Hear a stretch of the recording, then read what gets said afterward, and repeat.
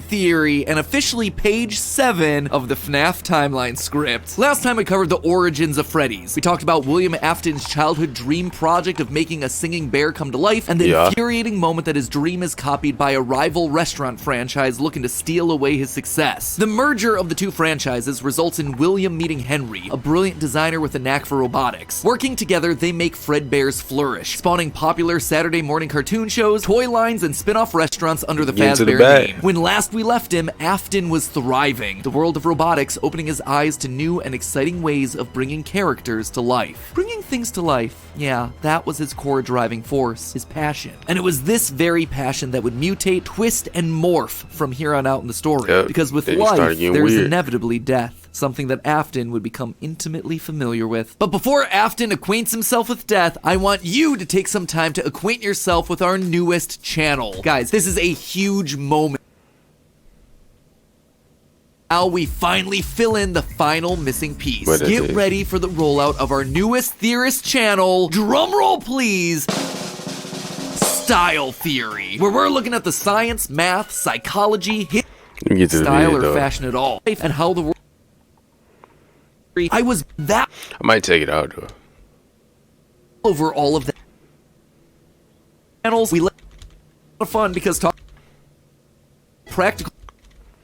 Channel here on YouTube. Our other massive ongoing throughout the neighborhood, as well as in his youngest designer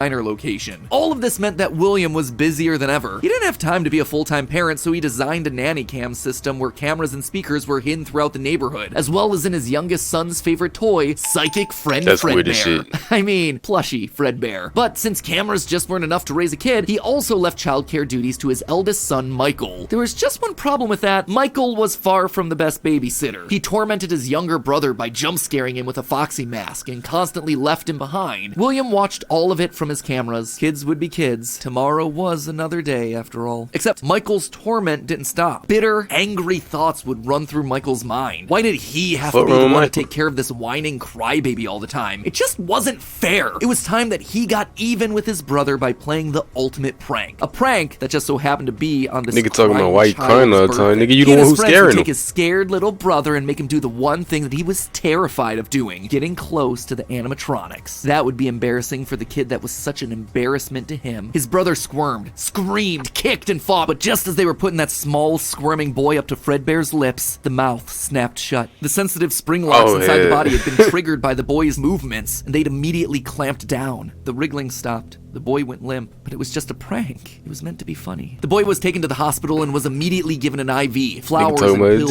filled the nightstand next to his hospital bed, but the damage was too severe. He killed his own brother. As the younger brother's consciousness began to fade, he could hear Michael's last words, a small and flimsy apology. But his father, Williams, through the voice of the Fredbear plush, were a firm and committed promise to a dying son. You're broken. I will put you back together. This would not be the end. No matter what, Williams' son would live again. It would just take time. Time that, right now, he just didn't have. His young son's heart flatlined as the boy faded into the inky unknown of the afterlife. In the aftermath of the tragedy, changes started happening around the restaurants. Kids were now required to wear security wristbands to prevent anyone from getting outside without parental permission. Any kid who approached the exit without permission would have to answer to the security puppet, a marionette on strings that could fly around on rails across the restaurant to stop kids in their tracks. It was Williams' idea, inspired by Michael constantly leaving the restaurant without his brother. In the wake of Fredbear's spring lock failure, all the hybrid suits were getting retired, locked away at the nearby Freddy Fazbear location. It was yet another tough pill to swallow after all the hard work that he and Henry had put into them. William would eventually bury the boy's small body in a remote location out in the woods right alongside his drive into and out of work every day. The death of this little boy sent the family spiraling. His wife, crippled with grief, was so distraught that all she could do was sit and watch TV. But his son Michael was far worse, complaining of seeing hallucinations of a golden bear standing outside of his window. The boy was so racked with guilt that he was convinced that he was being haunted by the ghost of his brother stuck inside the suit that took his life. The suit's three-toed feet digging into the wet earth. The words, "It's me," ringing through Michael's ears. Some nights, Michael would even go so far as to to break out of his room to check the gravesite and ensure that his brother was still there. As for William himself, he disappeared into his work and his drinks. Junior's, the local bar, wasn't far from his son's gravesite. He found himself going there more and more frequently, spending longer and longer amounts of time. The bar gave him a place to think, to remember,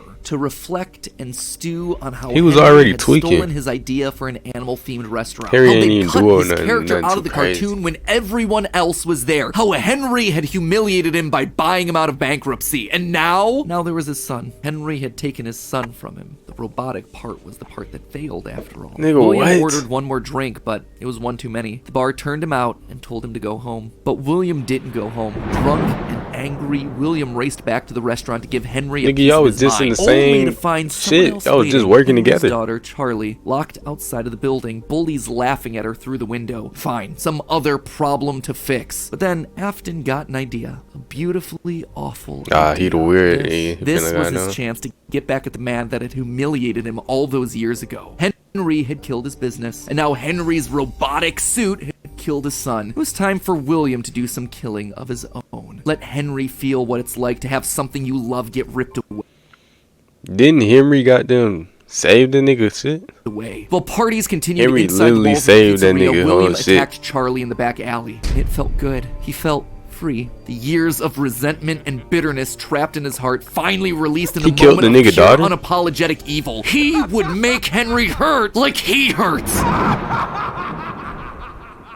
And in that moment, William became a killer. He dropped Charlie's lifeless body and drove home, forced to confront his family problems later that night, appalled, but also a This little nigga's a weirdo. excited by what he had Look at just this. done. Charlie's death would remain on the books as a random act of violence. And though Henry had suspicions about William, there was no physical evidence, nothing that could link him back to the crime. In the weeks that followed, Fredbear's Family Diner would close for good. 2 high-profile deaths around the restaurant with 2 grieving owners in such a short period of time was just too much bad press to handle. Besides, Freddy Fazbear's was still open, and it was the newer restaurant anyway. All the equipment from the diner, including the old yellow suits and security puppet, would get retired to that location. And there they would sit for 2 uneventful years. The rest of 1983 and 1984 were spent quietly grieving. Freddy Fazbear's Pizza and the new cast of characters were a hit. Tragic memories of their yellow predecessors quickly faded. Afton kept a low profile and buried himself in work and research, quickly reaching Henry's level of engineering and even surpassing him. And while Henry slowed down to grieve, Afton kept going, even starting his own company, Afton Robotics, for all those pet projects that were a little bit too experimental for the regular operations of the pizzeria. The first of these experimental projects was a secret workshop under his house, a veritable bunker, which allowed him to work while still monitoring his kids via hidden security cameras. 1983. A passcode that served as a constant reminder of why the cameras were so important, why he was down there in the first place. This was all to fulfill the promise that he had made to his son, right? I will put you back together. This was for him, all for him, right? But cameras weren't enough. He needed to solve the runaway Michael problem. He had to keep him in the house. He couldn't have another one of his kids wind up dead inside of an animatronic suit. So why not run a little experiment on Michael? You see, all this work with Henry had gotten Afton to start learning more about life, robots, the human mind, and what a fallible machine we as humans were. Our realities so easy to manipulate with a few sensory deceptions. Deceptions like sound. With just a few sounds, he had discovered that he could alter a person's vision. He could transform blank, smooth plastic robots into lumbering, twisted nightmares. Nightmares far scarier than he could create with actual materials. They would appear organic, rotting, putrid, terrifying. These would be his means of keeping his son Michael in the house where he belonged. Was it extreme? Just Maybe. tell a But nigga then be again, a this dad, was the nigga. boy who had killed his son. He would make him sorry. And so Michael would grow up not only dealing with the memories of his own guilt, the hospital room, the pills, the flowers, the death of his brother, but also facing literal nightmares, illusions created by sound. Michael would never forget these either. Years later, as a security guard, he would still draw pictures of them inside of his logbook. But all of these extra projects meant that his home life suffered even more. He was an absent father and a non-existent husband, leaving his wife cold and alone. Why do you hide inside your walls when there is music in my hall? What's he mean by that? All I see is an empty room, no more joy, an empty tomb.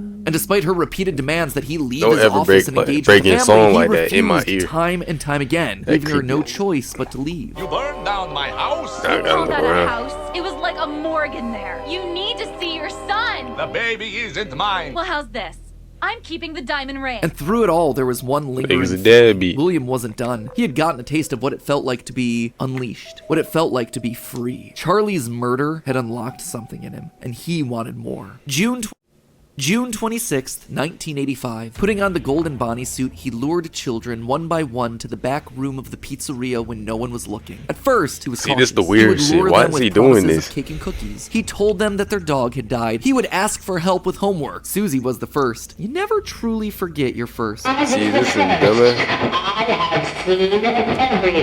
But where to He's hide just the a dumbass bodies? nigga. He couldn't sneak out. Someone would see him. He had to hide them in a place where they'd never be found and where they'd never leave the building. They had to be stuffed inside of the suits. No one maintained those things anyway except for him. And so Susie would go into Chica. Fritz, Jeremy, and Gabriel would come next. But it was easy. It was too easy. And with each little life he snuffed out, his lies got I wouldn't bigger. even Their bring my house was kids to burning. this They're shit. just This being is crazy. kidnapped. Until the last one where all pretense was off. He let himself get violent. Too violent. I'll just wait for him after school, throw a bag over his head, hit him with a shovel, and drag him into the back of my car. The body of Cassidy was far more bloody and broken than any of the others. He'd let So this himself nigga go just too far. decided to That be one- grimy that with one this he shit. shouldn't have killed. With no more active animatronics left, he shoved the body into the one suit that remained backstage. The long-forgotten yellow Fredbear, now broken and discolored with age. Broken, like Cassidy was broken, like his son was broken. Newspapers reported on this disappearance, naming the whole thing the missing children's incident. Police would even charge William with the crimes after finding security footage of the golden mascot suit luring kids to the back, but they couldn't convict him. They had Yes, no you body. can. His This face is had been his hidden shit. behind the mascot suit the entire time. What they had was is his circumstantial at building. best, and so he walked away a free man. But Henry knew the truth. What? In these murders, he saw his daughter Charlie all over again. So he threw Afton out of the company and shuttered the doors to the old pizzeria. Henry would keep the franchise quiet for 2 years. This would not happen again. This could not happen again. How could he protect the kids? Finally, he developed a solution. He would implement an even more extreme security system in the form of new animatronics. Toy animatronics, inspired by Okay. the toys that they had been selling years ago. But these guys, these were special. They were a new breed of robot with facial recognition abilities. But most importantly, they're all tied into some kind of criminal database so they can detect a predator a mile away. All the original Okay. animatronics, now withered with age, were moved to the new location. With a plan in place, it was time to try once more. The year was 1987, and the new and improved Freddy Fazbear's Pizza was making headlines in local newspapers. Headlines that just so happened to catch the attention of William Afton. Freddy's was back, and without him, that was See? his idea, He a hating his ass nigga. character. Henry was, yet again, trying to cut him out of the picture. No. As long as these restaurants stayed open, William would always come back. Then he noticed the phone number to apply at the bottom of the article. $100 a week to apply call. Afton would go back, not as an owner or co-founder. $100 He would a go week. back in the one place that they would least suspect him, a lowly day shift security guard. And there it was. Buried in the back of parts and services, mixed in with the old withered animatronics, was the golden rabbit. With the yellow security badge still on his chest, he used his crank to pull open the spring locks. It was time for Bonnie to give an encore performance. Someone used one of the suits.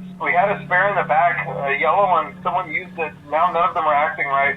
From what I understand, the building is on lockdown. No one is allowed in or out, especially concerning any previous employees. When we get it all sorted out, we may move you to the day shift. A position just became available. 1987, 5 more kids. He didn't know what felt better, getting back into the suit after 2 long years of waiting, or knowing how devastating this would be to Henry the next morning. He didn't even try to hide his crime this time, just meant more blood on Henry's hands. He'd failed to protect the kids again. The restaurant had only been open for a few weeks, but William was sure that this would get it to close. Good, if he couldn't have Freddy's, no one would. Whenever a new pizzeria opened, he would be there. But as he sat in his bunker, something else started to linger in William's mind. He had seen something strange. The old withered animatronics, they had been wandering around the building, spurred on by the puppet. It was almost like those old robots were trying to save the kids. Save them? They couldn't, obviously, but still, how were they moving? It was almost like they had been given life somehow. Did he have something to do with that? The following day, the news would report a security guard getting bitten by one of the animatronics during the day shift. Was that bite meant for for him? William's curiosity was stronger now than his bloodlust. He had to learn more, but how? There was no way he'd ever be able to get inside another Freddy's Pizzeria. Heck, there was practically no way a Freddy's would ever open again. He needed to create something new, something please smoke brand this new. nigga, He man. needed to create his own pizzeria. Due to the massive success, and even more so the unfortunate closing of Freddy Fazbear's Pizza, it was clear that the stage was set, no pun intended, for another contender in children's entertainment. Circus Baby's Pizza World. This would be the place where he could continue Niggas his really work. No bringing their longer kids just to these? murdering, experimenting. He needed more kids, This and he is needed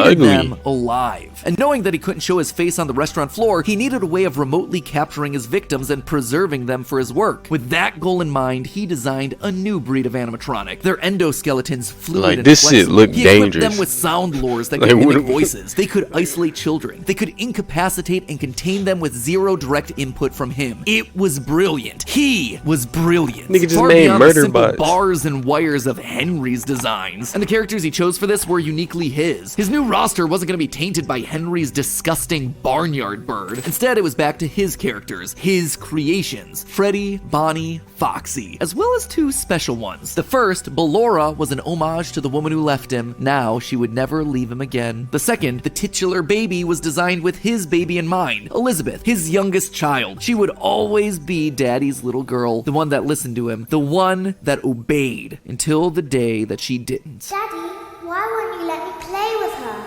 She's so pretty and shiny. Didn't you make her just for me? What if you could do SEO smarter and faster?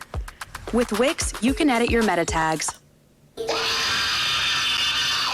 The day before Circus Baby's Pizza World Oh, opened, she she just got disobeyed. hold like She a didn't motherfucker, listen. man. Left alone with Baby, she got too close. The animatronic ripped in half and swallowed her whole. A scared and confused child fading into eternal darkness. By the time Afton found her, it was too late. She was gone. He immediately canceled the launch of Circus Babies under the guise of a gas leak. But wait, as he sat there at the foot of the stage, he noticed that something was different. The eye color of the robot had changed. Baby had been built with blue eyes, but now they were emerald green, the same color as Elizabeth's. Was she in there? Could this all be connected to the free-moving animatronics that he had seen at Freddy's? He had to know more. His mourning turned to excitement. He had to return to where it all started. 1993. Pathetic. This place was pathetic. Henry had clearly tried to reopen one crazy. final time with those old original animatronics from Dude, so then long it's like ago, but 18 now, Williams' damage I to the think, in brand had been this bitch. permanent. These things stank of death. They hadn't been washed in decades. But even if they had, nothing could wash away the stink of murder that haunted these halls. One night, then another, then another. William repeatedly snuck into the old broken restaurant to lure the living animatronics to him, one by one dismantling them, robbing them of their endoskeletons. The metal had to be the secret. It had to contain the remnants of life itself. But he had to know for sure. Leaping out of a room that was invisible to the animatronics programming, he dragged the oversized robotic skeletons back to his underground workshop, back to where Circus Baby watched on with glowing, curious eyes. Eyes that somehow felt alive. Not knowing what else to do, William melted the robotic parts down. 5 animatronic endoskeletons reduced down to one silvery puddle of goo. Could he transfer this living metal to his own creations? He had to try. He picked up a syringe and filled it with the molten metal and injected the goo into Funtime Freddy's twisted, wiry endoskeleton. And suddenly the coils came to life. Like snakes writhing in a pile, what had once been cold, lifeless metal moved and jolted on its own. He'd done it! He had unlocked Bro, the what? secret to life itself. Except something was clearly wrong. The movements were erratic. They were violent, angry. Baby didn't act this way. She had been calm, collected. This was clearly Nigga, 'cause something them else, niggas don't something fuck with you. mindless and frantic. Perhaps by mixing the souls and then portioning them out, he had created incomplete beasts. He would need to keep testing to truly understand it. He needed more of this remnant. As he searched the old pizzeria one more time for any remaining scraps of metal, the ghosts Nigga, them the attacked. ones that His you got past them victims put they come to collect souls their in. due, all led by Cassidy. Look The at 5 his ass. lined up and blocked the door, and Afton's mind reeled. The scientific implications of this were incredible. Ghosts, real ghosts that he About could to get see all jumped. standing against him.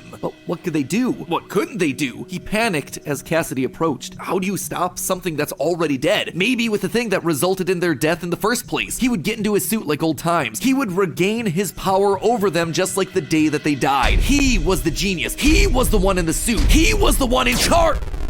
The spring lock snapped into place. Maybe it I was his snapped frantic his neck. movements. Maybe it was the leaky abandoned restaurant. Maybe it was Nigga, just fate coming that shit to was a collect its robot due. too? He didn't know. The only thing he did know was that his brain was suddenly filled with searing white-hot pain as hundreds of metallic pins and gears stabbed into his body from all sides. All he could do was collapse, blood slowly oozing out of the suit and pooling onto the floor Nigga got around packed him. up It by his couldn't own end shit. like this. It wouldn't end like this. His work was unfinished. Unable to move, his only option was to survive, to live, to keep living. It took days lying in his own blood, but eventually someone found him. A security guard making a normal report. When he saw the animatronics torn apart in the middle of the party room floor, it caused him to file an immediate report of a break-in. An owner would have to come in and claim the damage. And who else would it be other than Henry? Hope jumped in Afton's heart. Henry would Nigga, see fuck him. no. They were partners after all. He would be the No. one to help save him, to get him out of this suit, to relieve him from this tremendous pain. You're Henry done. entered the secret room. His eyes fell on Henry Afton don't sitting fuck there you in the like pool that. of red. And Henry, saying nothing, You turned can't get and out of this one. This is just to inform all employees that due to budget restrictions, the previously mentioned safe rooms are being sealed at most locations, including this one. Nothing is being taken out beforehand, so if you left anything inside, then it's your own fault. Management also requests that this room not be mentioned to family, friends, or insurance representatives. And so there Afton would sit, hanging on for 30 years, trapped behind the Yes, walls sir. with an iron will that refused to die. End of this part. I Should've say this burnt part that because it's nigga. not officially the end of the Afton era just yet, but this just felt like a really solid stopping point. The episode has gone on forever. Okay, so most of this is things that we already knew, stuff that's been established and reestablished time and time again by the games. That said, Yeah. there are two things that I absolutely have to address. The first and biggest is the placement of sister location, or more specifically, Elizabeth's death. To me, evidence in games Hey, so what if we have questions about our policy? And what if it's late at night? And what if someone still calls us mom for everything?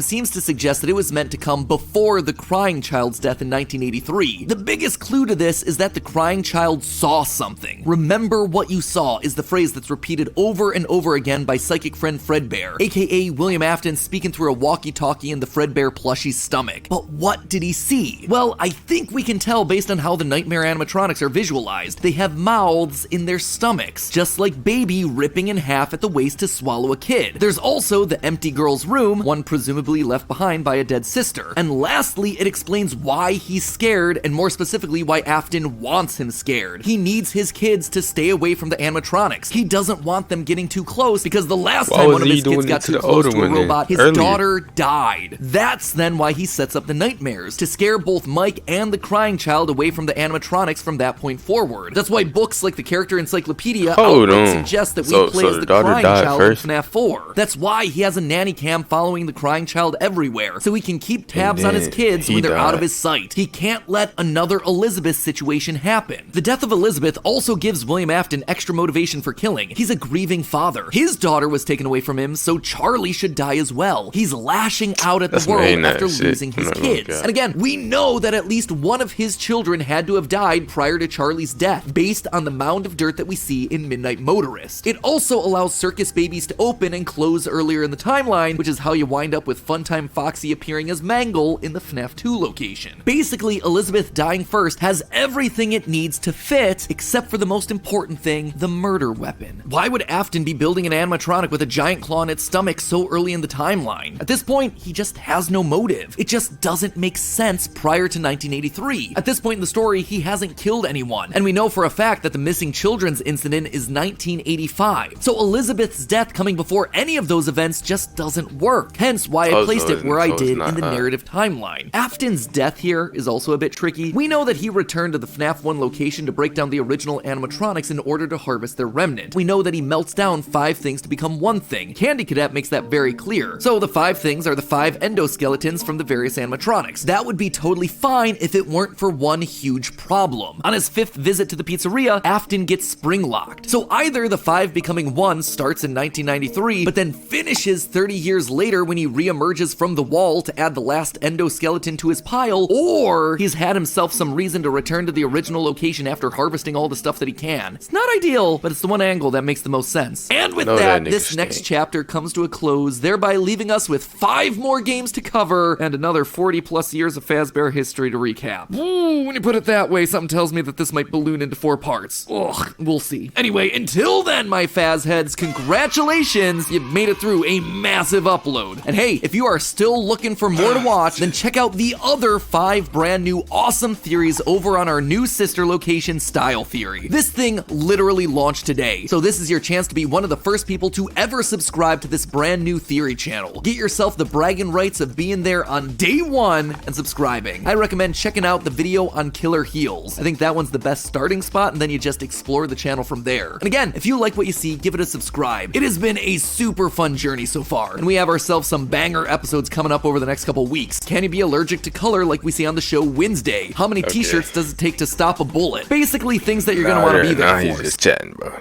And worth sharing across the platform. I have no doubt if you keep an open mind,